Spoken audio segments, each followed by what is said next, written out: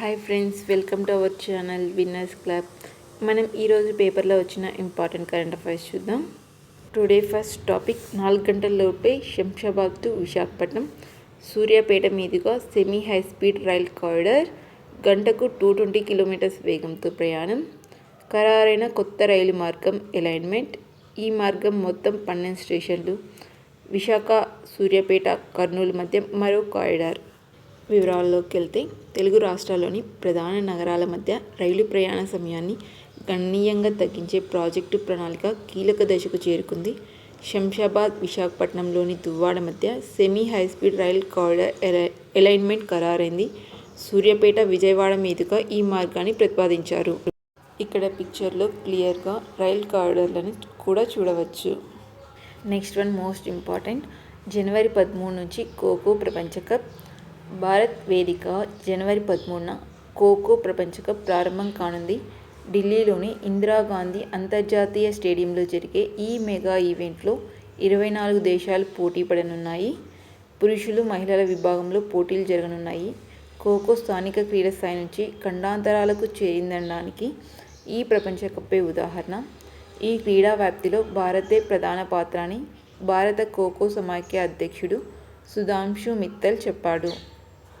Next one, Ukraine పశ్చిమాసియాల్లో ఘర్షణలు ఆందోళనకరం, శాంతి పునరుద్ధరణకు అన్ని విధాలా సాయం చేస్తాం, ప్రధాని మోదీ ఉద్ఘాటన. జర్మనీ ఛాన్సలర్ ఓలాఫ్ స్కోల్జ్తో చర్చలు. ఇప్పుడు టాపిక్ చూద్దాం. ఉక్రెయిన్ పశ్చిమాసియాల్లో కొనసాగుతున్న ఘర్షణలు ఆందోళన కలిగిస్తున్నాయని ప్రధాని మోదీ పునరుద్ఘాటించారు. ఆ ప్రాంతాల్లో శాంతి స్థాపన కోసం కృషి చేసేందుకు భారత్ సిద్ధంగా ఉందని చెప్పారు.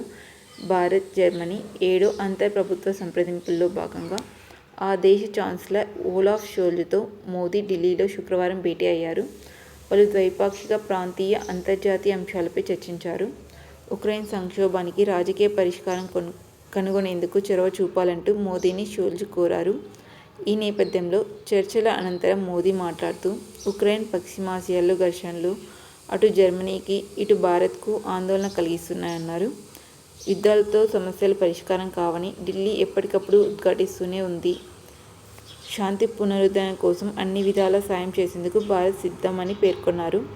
ఐక్యరాజ్యసమితి భద్రతా మండలి సహా పలు బహుపాక్షిక సంస్థల్లో సంస్కరణలు తక్షణ అవసరమని స్కోల్జ్ తాను అభిప్రాయపడినట్లు మోదీ తెలిపారు. 20వ శతాబ్దంలో స్థాపించిన అంతర్జాతీయ వేదికలు ప్రస్తుత 21వ శతాబ్దపు సవాళ్లను పరిష్కరించలేవని పేర్కొన్నారు. నెక్స్ట్ వన్, 2 నెలల జాప్యం అనంతరం భూమికి తిరిగి వచ్చిన వ్యోమగాములు. అదేంటో చూద్దాం. అంతర్జాతీయ అంతరిక్ష కేంద్రంలో దాదాపు 8 నెలల పాటు విధులు నిర్వహించిన 4 వ్యోమగాములు శుక్రవారం భూమికి తిరిగొచ్చారు. స్పేస్ఎక్స్ సంస్థకు చెందిన వ్యోమనౌకలో వీరు అమెరికాలోని ఫ్లోరిడా తీరానికి చేరువలో దిగారు. పుడమికి తిరిగి వచ్చిన వ్యోమగాముల్లో అమెరికాకు చెందిన మాథ్యూ డొమినిక్, మైకేల్ బారెట్, జీనట్ ఏప్స్, రష్యాకు చెందిన అలెగ్జాండర్ గ్రెంబికిన్ ఉన్నారు. వీరు మార్చిలో ISSకు వెళ్లారు. 2 నెలల కిందటే భూమికి రావాల్సింది. అయితే బోయింగ్ సంస్థకు చెందిన స్టార్ లైనర్ వ్యోమనౌకలో తలెత్తిన ఇబ్బంది, అట్లాంటిక్ మహాసముద్రంలో వచ్చిన మిల్టన్ తుఫాను కారణంగా వీరి తిరుగు ప్రయాణం వాయిదా పడింది. ప్రస్తుతం ISSలో భారత సంతతికి చెందిన సునీత విలియమ్స్ సహా 7 వ్యోమగాములు ఉన్నారు. నెక్స్ట్ వన్, నిలువుగా ఎగిరే మానవరహిత విమానం ఆవిష్కరించిన బ్లూజే ఏరో. అదేంటో చూద్దాం. నిట్ట నిలువుగా టేకాఫ్ తీసుకోవడంతో పాటు భూమి మీదకు దిగే సామర్థ్యం ఉన్న మానవరహిత సరుకు రవాణా విమానాన్ని బ్లూజే ఏరోస్పేస్ ఆవిష్కరించింది. దీని పనితీరును హైదరాబాద్ సమీపంలోని నాదల్గుల్ ఎయిర్ ఫీల్డ్లో ప్రయోగాత్మకంగా పరీక్షించింది. వాణిజ్య స్థాయిలో పూర్తి విమానాన్ని 2026 నాటికి సిద్ధం చేయనున్నట్లు బ్లూజే ఏరో సహ వ్యవస్థాపకులు అమర్దీప్ శ్రీవాస్తవయ, ఉత్తమ్ కుమార్ తెలిపారు. 100 కిలోల బరువును 300 కిలోమీటర్ల దూరం మోసుకెళ్లే సామర్థ్యం దీనికి ఉందని పేర్కొన్నారు. సరుకు రవాణాలో ఇది ఎంతో కీలకంగా మారుతుందన్నారు. హైదరాబాద్ నుంచి వరంగల్ను 30 నిమిషాల వ్యవధిలో చేరగలదని తెలిపారు. గ్రామీణ ప్రాంతాలకు సేవలందించేందుకు ఇది తోడ్పడుతుందని పేర్కొన్నారు. 2026 నాటికి హైడ్రోజన్ విద్యుత్ ప్రొపల్షన్తో అటానమస్ ఫ్లైట్ తీసుకొస్తామని పేర్కొన్నారు. అప్పుడే మనుషులను తీసుకెళ్లే VTOL విమానాన్ని ఆవిష్కరించబోతున్నట్లు వివరించారు. దీనివల్ల విమానాశ్రయాలు లేని ప్రాంతాలకు విమాన సేవలు అందించేందుకు వీలవుతుందని పేర్కొన్నారు. నెక్స్ట్ వన్, బయోగ్రీన్ పేపర్స్లో స్ట్రింగ్ మెటావర్స్ విలీనం. వెబ్3 ఇన్నోవేటర్ అయిన స్ట్రింగ్ మెటావర్స్ BSEలో నమోదైన బయోగ్రీన్ పేపర్స్ లిమిటెడ్ అనే సంస్థలో విలీనమైంది. విలీన ప్రక్రియలో భాగంగా స్ట్రింగ్ మెటావర్స్ వాటాదారులకు బయోగ్రీన్ పేపర్స్ షేర్లు జారీ అవుతాయి. బయోగ్రీన్ పేపర్స్ లిమిటెడ్ పేరు స్ట్రింగ్ మెటావర్స్ లిమిటెడ్గా మార్చాలని సంస్థ యాజమాన్యం నిర్ణయించింది. ఇక్కడ మనం ఏ సంస్థలో విలీనం అయ్యింది అనేది గుర్తుపెట్టుకుంటే సరిపోతుంది. గ్రీన్ హైడ్రోజన్ ఉత్పత్తికి విశాఖ షిప్యార్డ్ ముందడుగు. అదేంటో చూద్దాం. భారత గ్రీన్ హైడ్రోజన్ మిషన్లో మరో కీలక ఘట్టం ఆవిష్కృతమైంది. ప్రభుత్వ రక్షణ రంగ సంస్థ అయిన Visakhapatnam Hindustan shipyard green hydrogen ఉత్పత్తికి ముందడుగు వేసింది. సముద్రంలో ఉపయోగించే పరికరాలకు అవసరమైన గ్రీన్ ఎనర్జీ బ్యాటరీల ఉత్పత్తి సాంకేతికతను షిప్యార్డ్ సిద్ధం చేసింది. Korean fuel cell technology associate, lotus wireless private సంస్థతో కలిసి దీన్ని తయారు చేసింది. దేశ సముద్ర రంగానికి అత్యాధునిక హైడ్రోజన్ ఇంధన సెల్ టెక్నాలజీని పరిచయం చేసేందుకు ఇది తోడ్పడుతుందని HSL శుక్రవారం ఒక ప్రకటనలో తెలిపింది. ఇక్కడ పిక్చర్లో మనం గ్రీన్ ఎనర్జీ బ్యాటరీల ఉత్పత్తి టెక్నాలజీ నమూనాను చూడవచ్చు. ప్రసిద్ధ గుస్సాడి కళాకారుడు పద్మశ్రీ కనకరాజు ఇక లేరు. వివరాల్లోకి వెళ్తే, గిరిజనుల సాంప్రదాయ గుస్సాడి నృత్యానికి జీవం పోసి భావితరాలకు అందిస్తున్న పద్మశ్రీ కనకరాజు తెలంగాణకు చెందిన వ్యక్తి నిన్న కన్ను మూశారు.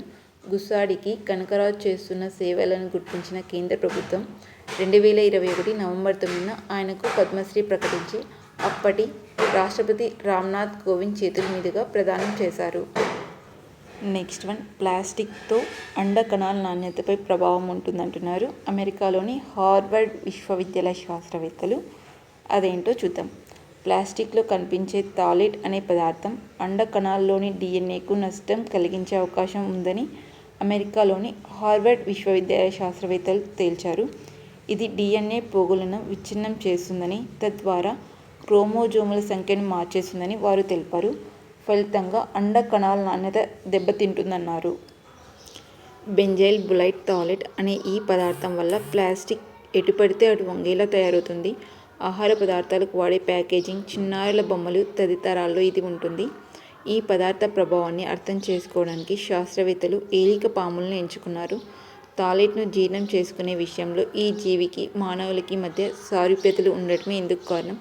ఇటీవల మానవ వీర్యంలోనూ సూక్ష్మ ప్లాస్టిక్ రేణువులు కనిపించాయి. థాలేట్లు హార్మోన్లపై ప్రభావం చూపుతాయని, మానవ పునరుత్పాదక వ్యవస్థకు నష్టం కలిగిస్తాయని గత పరిశోధనలో తేలింది. తాజాగా ఏలిక పాములపైకి అధిక మోతాదులో థాలేట్లు ప్రయోగించి వాటి అండ కణాల్లో వచ్చే అసాధారణ మార్పులను శాస్త్రవేత్తలు పరిశీలించారు. తెల్ల కార్డు ఉన్న వారంతా ఉచిత సిలిండర్కు అర్హులే. డెలివరీ అయిన 2 రోజుల్లో డబ్బు జమ. మంత్రి నాదెండ్ల మనోహర్ వెల్లడి. ఏడాదికి 3 ఉచిత గ్యాస్ సిలిండర్ల పంపిణీ పథకాన్ని ఈ నెల 31 నుంచి ప్రారంభించనున్నట్లు పౌర సరఫరాల శాఖ మంత్రి నాదెండ్ల మనోహర్ ప్రకటించారు. గ్యాస్ పంపిణీ చేసిన 48 గంటల్లో ఆ సొమ్మును వారి బ్యాంక్ ఖాతాల్లో జమ చేస్తామని వెల్లడించారు.